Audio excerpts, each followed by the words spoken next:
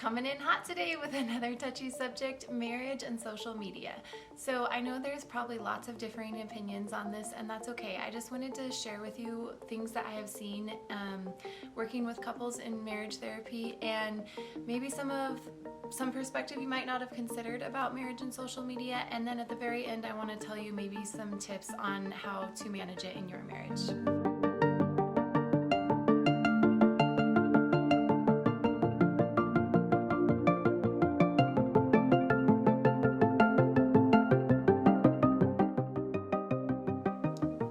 Alright, so we know that social media is here to stay, right? But your marriage should be here to stay as well. So if this is an issue for you at all in your marriage, I really want to encourage you that there is a way to work it out so that if you want social media to be present or it needs to be for some reason, there's a way to do that and have it still be a thing that's okay in your marriage and not a thing that is causing strife or distrust or something like that.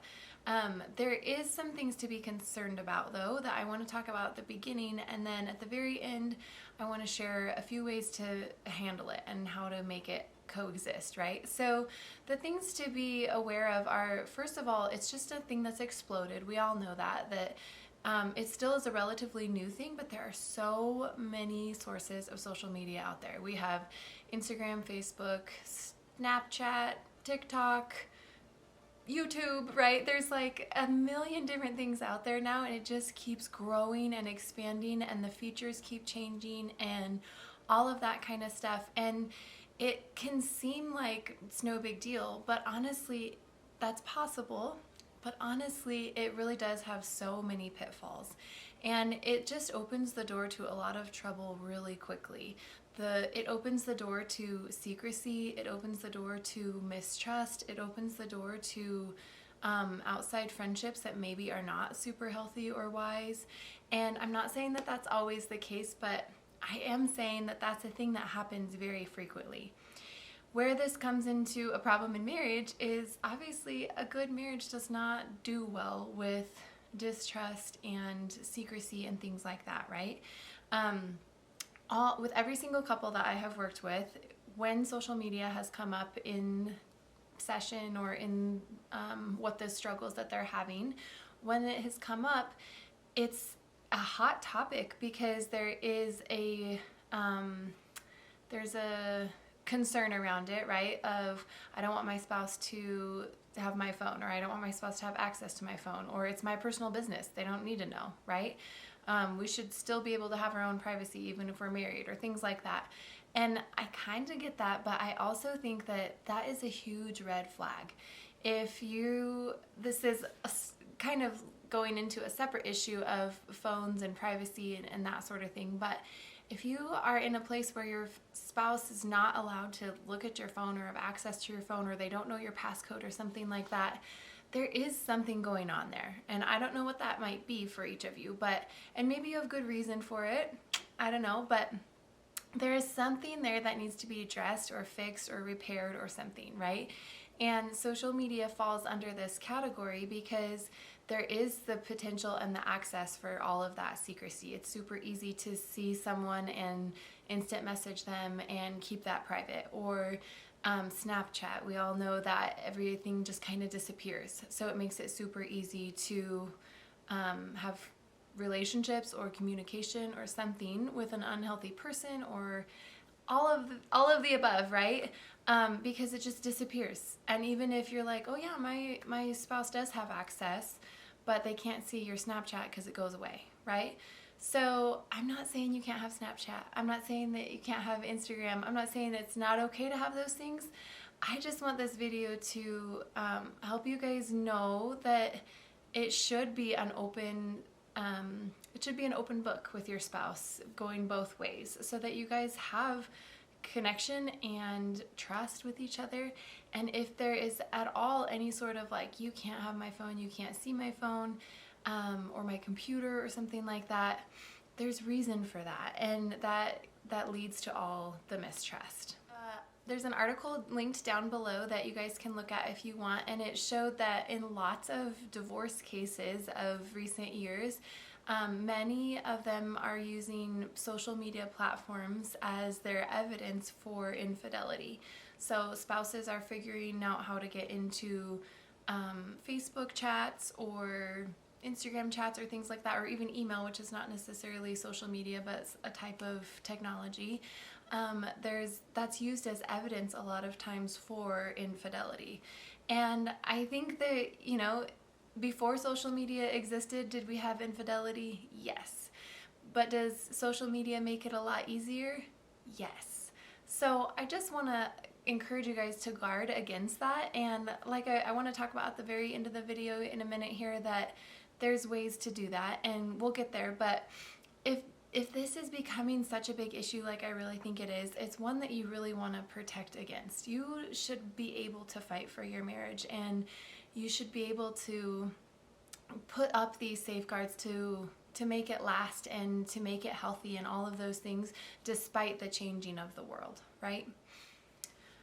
Another issue that comes along with this is social comparison theory. So I know this sounds a little bit nerdy, but stick with me for a second. That social comparison theory essentially says that we have, as humans, we have this internal drive to succeed or to perform based off of what we see socially around us. So in some ways it could be a good thing. Think of like, you've probably heard of it more in the context of exercise. This is like a total little rabbit trail here, but stick with me.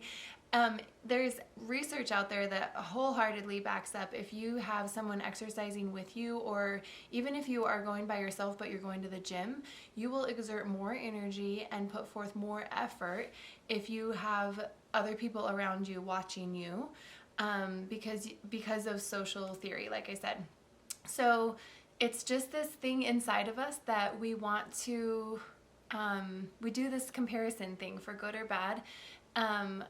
A lot of times it can be both, right? But we do this comparison of, I want to make sure I'm competing with that guy next to me or that girl or whatever.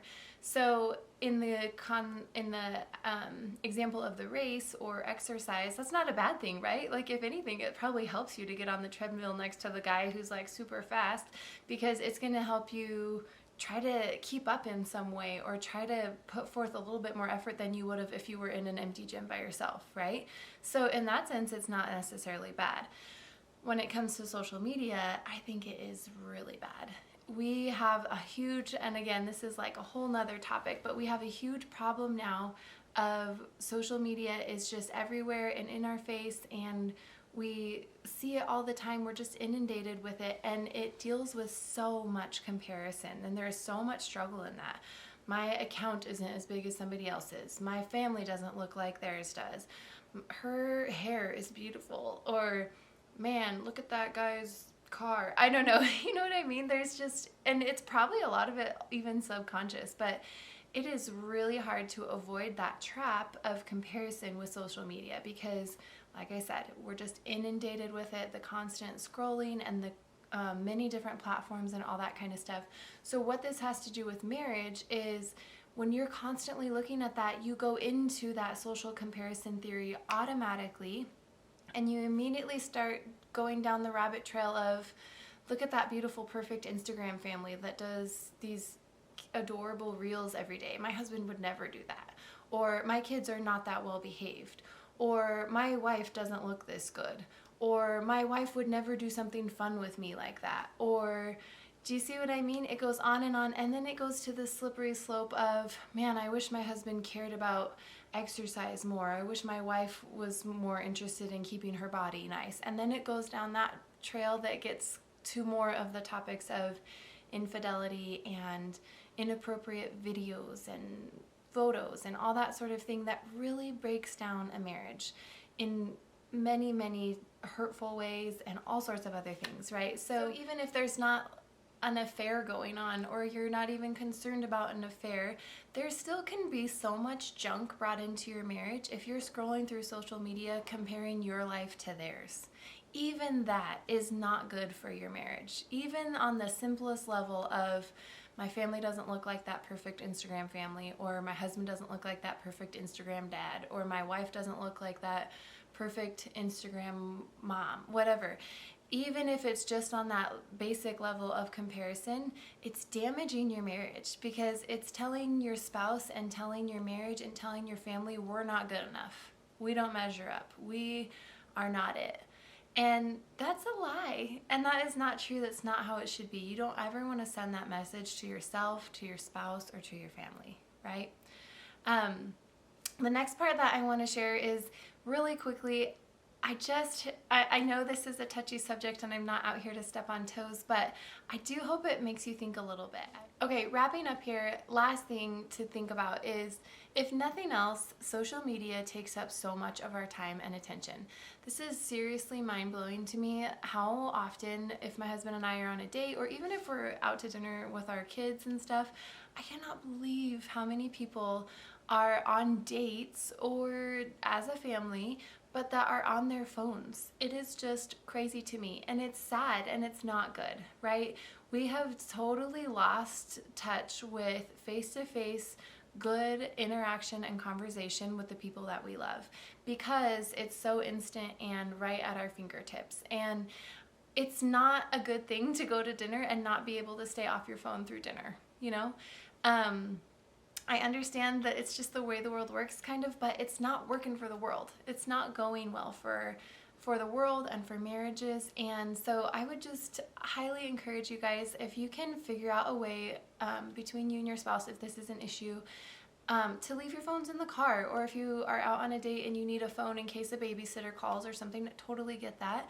But put it in your purse and don't have it out, so that you're paying attention to your spouse when you're out and spending time with them. The other one that I think can be hard is at home, right? After you've put kids to bed or done all those things, put your phone away. Put those other things away. If you're going to watch a show together. And I'm not saying like we can never be on social media. That's not what I mean at all. It totally has a time and a place. If you use it for business, or even if you just use it for fun and that's all it is, great. That's all acceptable, as long as there's good boundaries with it personally and for your marriage. Which leads me to my ending point. How do we do this, right? How do we, if my marriage, I'm watching this because my marriage is struggling with a social media issue, what do we do? Here's what you do. So like I said at the beginning, obviously social media is not going anywhere. And I know this might sound like a crazy idea, but option one is you don't have social media. If it's a big problem for you and your spouse, then maybe the first and best option might be cold turkey, and you just don't have it. If you're in a place of, well, we kind of need it, I totally understand that and can support that idea of, I need it for my business or something like that. Or if one person does just enjoy it for fun or for connecting with people and it can be in good boundaries, sure, have social media. This is not a video to say it's all bad and you can't have it. It's more just to say it needs to have really good boundaries. So the option two of you have it, but you have good boundaries, how do you go about that? If you're watching this video and this is a touchy subject, or it's been the cause of a lot of fights and there's a lot of anxiety about even just approaching your spouse about that, I totally get that. So the number one thing you need to do is do not approach your spouse accusing anything. They still might have their defenses high, so be prepared for that, but approach them in like a team sense of, hey, we've struggled with this. We as a team have had a problem with this. So we should probably come to a different plan or agreement on how we handle it together, you and me, right? So be really careful not to be using any accusatory approach in how to work through this. And I would just say, ask them, hey, this has been really bothering me and I would like to get us on the same page, not rehash old stuff, just start fresh today. Can we get on the same page about how we deal with social media, right?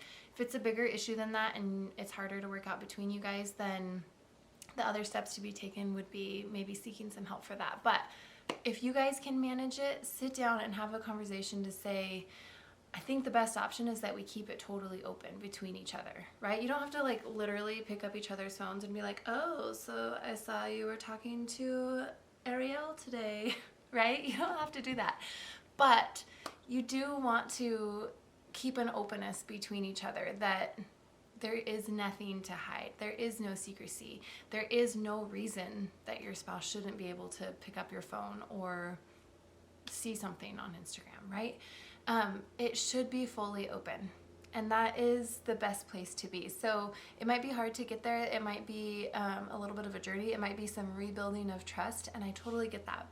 However, I would encourage you guys to make that the goal, that you rebuild that trust and you get to a place where things are open, and social media can be existing in your marriage, if that's what you want, in a way that feels totally comfortable and safe and trustworthy between both of you. So thank you guys for watching. I hope you found this helpful. If you have any thoughts, comments, questions, let me know. Share it with a friend. Maybe watch it together with your spouse. It's probably not a good idea to like send them this and send this message of like, hey, you should probably watch this because I think you have a problem. But maybe watch it together like a joint thing, like I said a second ago. Subscribe and hit all the buttons, and be watching out for more videos to come.